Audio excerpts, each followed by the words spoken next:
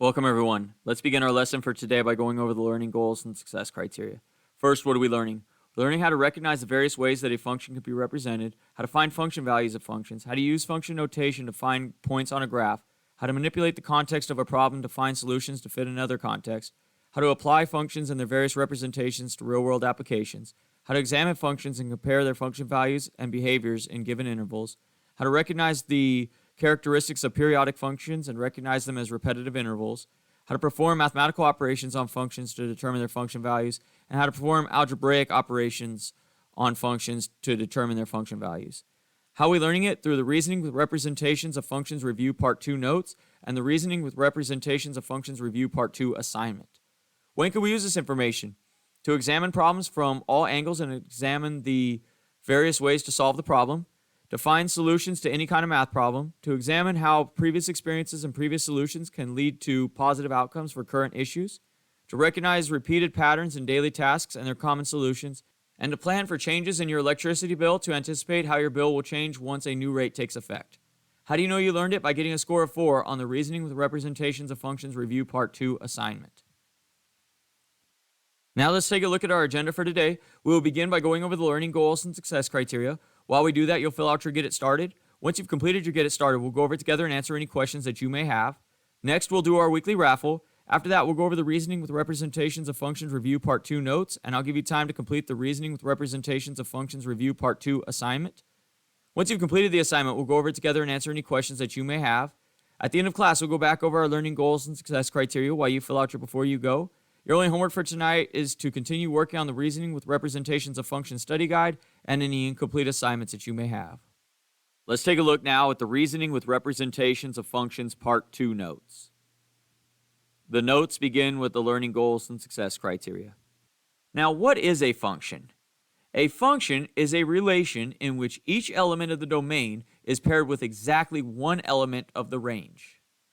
So that means that for every x, there's exactly one y that matches with that x value. If there is more than one y to match up with an x, then it is not a function. So let's look at some examples here. So we have a bunch of dots here.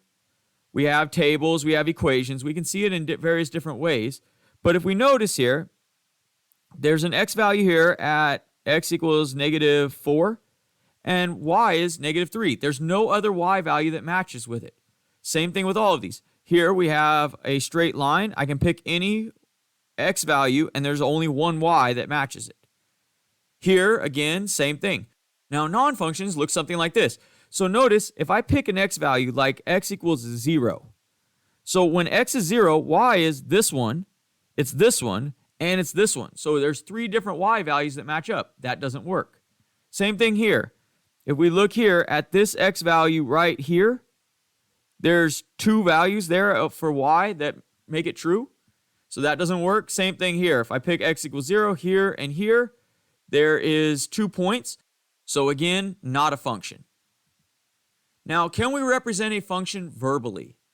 Well, functions can be represented in many different ways. Here, the first one is symbolic representation. An example of that would be f of 3 equals 7. So what we're saying is when x is 3, y is 7.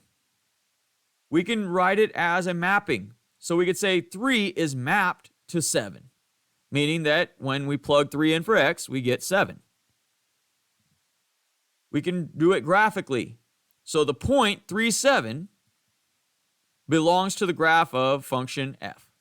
So we could say it that way. We could say it as an image. So 7 is the image of 3, meaning 7 is the result when we plug 3 in. So it's just the backwards way of saying the mapping. We can also do it visually. So we could do it graphically. So we could have a point here, 3, 7, on the graph. Or we could do a mapping diagram that looks like this, where we have 3 being mapped to 7 by an arrow. Now, what is a function value? A function value is the resulting range value, so the y value, after a given domain value is selected that makes the function true. So in order to find a function value, we're going to plug in the given value for x. So whatever they tell us they want for x, the function value is the result or the output. So for instance, if I have f of 3 is equal to x minus 5, So all that means is I'm going to take 3 and plug it in, and then the result is what we call the function value. So we plug 3 in for x, and we get 3 minus 5, which is negative 2. So negative 2 is my function value. So finding a function value from a graph. So which of the following letters represents f of 4? So I'm going to go here to where x is 4, which is here. So notice I have f of 4 is represented by this dotted line p here. So it's right there. And we would say then that p represents f of 4. Now, if it asks for the actual solution, then that would be C. So P is our answer in this one. Now, if it actually gives us the value, so 2, f of 2. So here we would say f of 2, which is right here, and x is actually 2. So that means that we're going to select the actual point on the graph, which in this case is D. So if you see something like this in coordinate form, you're going to find the actual point on the graph. If you see it and it's just this part, like f of 2, it's going to be the value on the dotted line, which would have been B. Now, how do we find a function value from an actual equation? So it says, what is the function value for f of 6 for the function f of x is equal to 2x minus 5? So what we're going to do is we're going to take f of x equals 2 minus 5, and we're going to plug 6 in for x. So it goes here and here. So f of 6 is equal to 2 times 6 minus 5. Well, 2 times 6 is 12. 12 minus 5 is 7. So the function value for f of 6 is 7. Now let's take a look at how we can compare function values. So this question says, is h of 1 greater than h of 2? So if we find where x is 1, which is here, is that greater than when it's 2, which is here? Well, we can see that this spot is higher, so that is not true. So no, h of 1 is less than h of 2. Here's another question. Is h of negative 0.5 positive? So negative 1/2, which is about right here somewhere. Is it positive? Well, we can see that it is. It's above the x-axis, so yes, it's positive. Now, how many numbers map to 1? Well, remember when we say map to 1, that means that y is 1. So there's 1, 2 values there. There's 3, 4, 5 values that map to 1. So there are 5 numbers that map to 1. So these are the types of questions that you could see on your assignment today. Now, what is a periodic function? A periodic function is a function whose graph has a repeating pattern. So it's constantly just starting over again. So think of a rotating fan. So those oscillating fans, they go all the way to the left, then they stop and come all the way back to the right, then go all the way back to the left, and they just keep doing the same pattern over and over again. A period is the length of the repeating section. So how long does it take for it to start back over again? So to calculate the period, you're going to count the distance the graph travels before it begins to repeat itself. So whatever the pattern is, so it goes up and then down and then starts over again, then up and then down and so on. So when does it get back to its original starting point?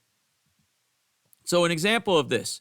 So we have this funny little pattern here and it gets here and then, but once it gets back to this point right here, it starts over and does the exact same pattern. Then comes back up, starts over again, does the exact same pattern. Same thing here. This one goes up, comes back down. Right here, it starts over again. Here and up, here and again.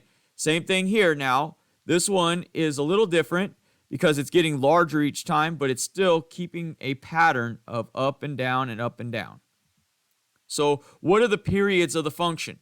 Well, we can see that from here to right about there, it's doing something different. It's unique.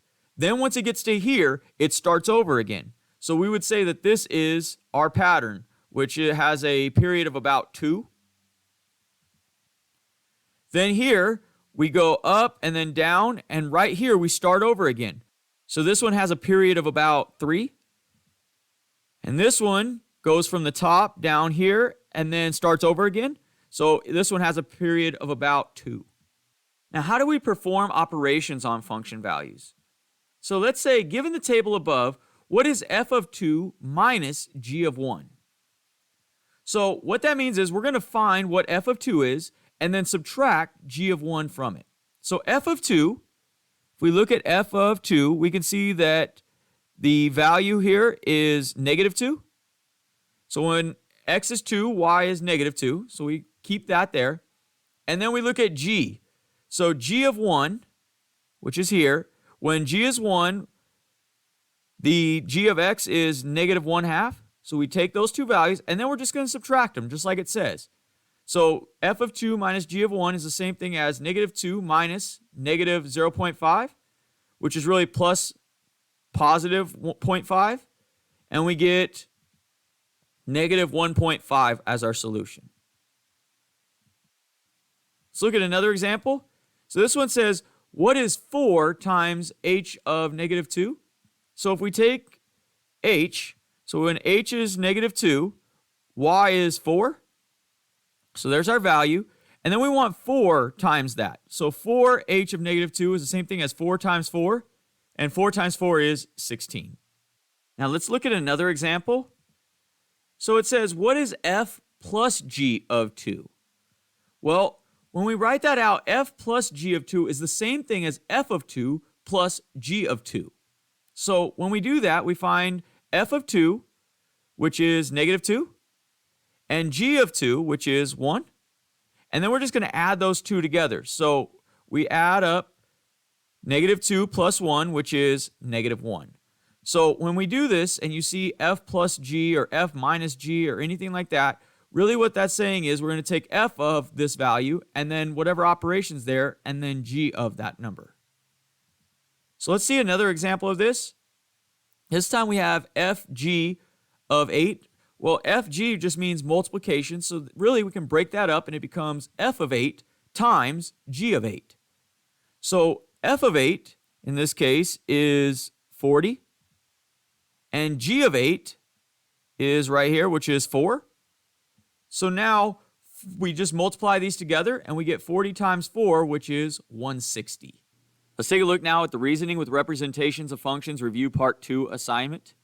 The assignment begins with the learning goals and success criteria. If we scroll down, we can see the questions. The first one says, which of the graphs below represents f plus g? Well, let's pick some point on f and g right here. So f is the red one, g is the blue one.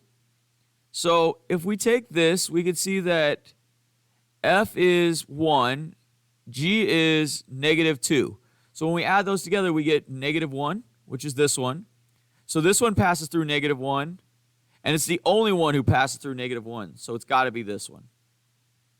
And then we'll take a look at the next question. It says f minus g. Well, we can see that f is, again, 1, and g is negative 2. So if we subtract 1 minus negative 2, we get positive 3. So this one passes through positive 3. This one does not. This one doesn't. And this one doesn't. So it's got to be this one here.